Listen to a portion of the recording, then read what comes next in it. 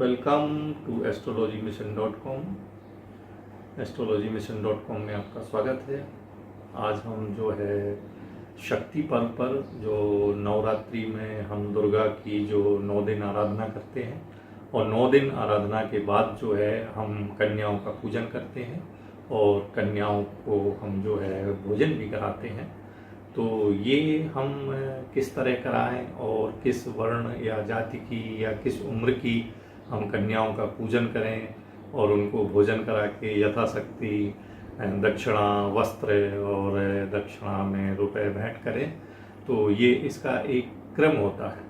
तो वैसे तो हम जो है अपने बुद्धि और विवेक और परंपरा से जो देखते आ रहे हैं उस ज्ञान के अनुसार हम कन्याओं का पूजन करते हैं और उनको यथाशक्ति दक्षिणा देते हैं।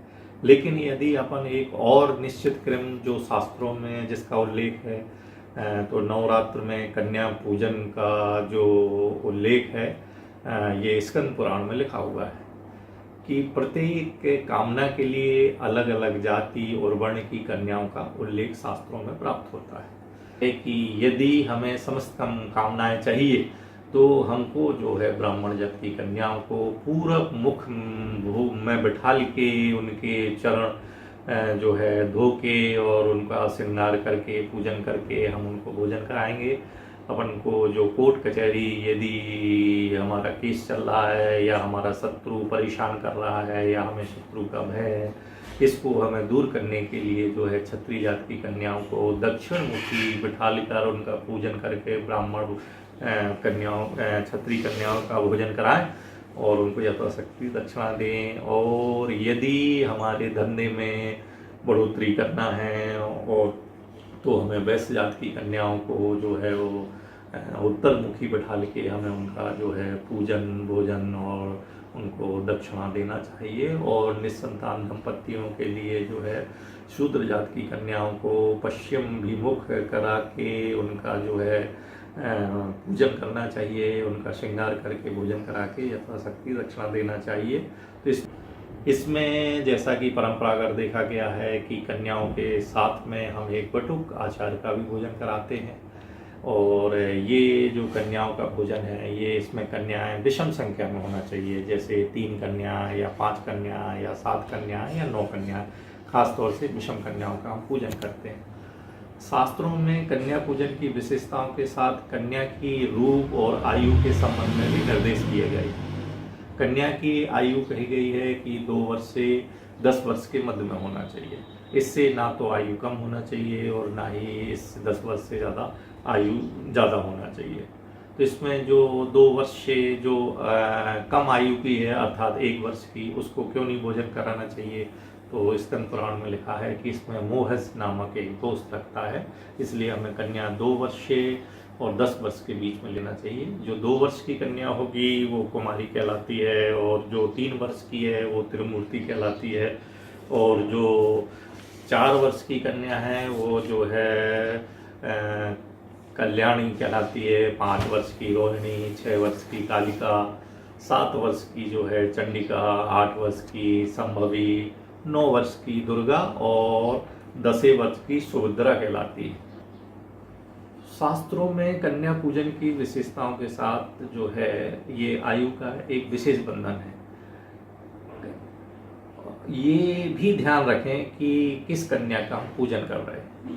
कन्या के इसमें जो है वो विकलांग ना हो, उसके अधिक अंग ना हो। अधिक अंगों में कहा गया है उसकी 6 उंगली हैं या 6 अंगूठे 2 अंगूठे हो गए, तो नंबर 1 वो विकलांग नहीं होना चाहिए, नंबर 2 उसको अधिक अंग नहीं होना चाहिए, नंबर 3 उसको कुष्ठ रोग आदि नहीं होना चाहिए। तुतलाने वाली जिसको बोलने में जो हकलाहट होती है वो नहीं होना चाहिए। उस कन्या के शरीर में जो है गांठें नहीं होना चाहिए, फोड़े फुंसी वाली कन्या नहीं होना चाहिए तथा और अंत में ना उसके चेहरे और हाथों में उसको घाव होना चाहिए, ना ही शरीर पर बहुत बाल होना चाहिए, उसको कोई आंतरिक रोग भी नहीं होना चाहिए। ऐसी कन्याओं का पूजन कराएं। अतः देवी के स्वरूप और कन्याओं के पूजन और भोजन में ये ध्यान रखें कि जो कन्या है उसको देखने से हमें उसमें देवी छवि देखे, उसमें सहज भोलापन देखे और उसमें ये जो जिन लक्षणों को मना किया गया है वो लक्षण ना देखे। अर्थात विशेष बात यह है कि यदि हमें समस्त कामनाएं चाहिए तो हमको जो है ब्राह्मण जात की कन्याओं को पूरब मुख में बिठाल के उनके चरण जो है धो के और उनका श्रृंगार करके पूजन करके हम उनको भोजन कराएंगे। अपन को जो कोर्ट कचहरी यदि हमारा केस चल रहा है या हमारा शत्रु परेशान कर रहा है या हमें शत्रु का भय है, इसको हमें दूर करने के लिए जो है क्षत्रिय जात की कन्याओं को दक्षिण मुखी बिठाल कर उनका पूजन करके ब्राह्मण कन्याओं क्षत्रिय कन्याओं का भोजन कराएं और उनको यथाशक्ति दक्षिणा दें। और यदि हमारे धंधे में बढ़ोतरी करना है और तो हमें वैश्य जात की कन्याओं को जो है वो उत्तर मुखी बिठा के हमें उनका जो है पूजन भोजन और उनको दक्षिणा देना चाहिए। और निस्संतान दंपतियों के लिए जो है शूद्र जात की कन्याओं को पश्चिम विमुख करा के उनका जो है पूजन करना चाहिए, उनका श्रृंगार करके भोजन करा के यथाशक्ति दक्षिणा देना चाहिए। तो इसमें बटुक आचार जो है ये भी आपका 2 वर्ष से लेके 10 वर्ष के बीच का हो सकता है। तो पहले अपन बटुक आचार को बिठा लेंगे और इसके बाद जो है कन्याओं को क्रमशः उम्र के हिसाब से बिठा देंगे। और ये कन्याएं जो है विषम संख्या में होना चाहिए, अर्थात 3, 5, 7 और 9 होना चाहिए। और इनमें जो लक्षण या जो बुरी बातें बताई गई हैं, जैसे ये विकलांग ना हो, ये अधिक अंग ना हो, इनके शरीर में कोई गांठें ना हो, आदि आदि जो भी बताया गया है, ऐसी कन्याओं को हम जो है कन्या पूजन में नहीं लेंगे, बस भले ही हम उनको बाद में भोजन करा के उनको दक्षिणा दे दें।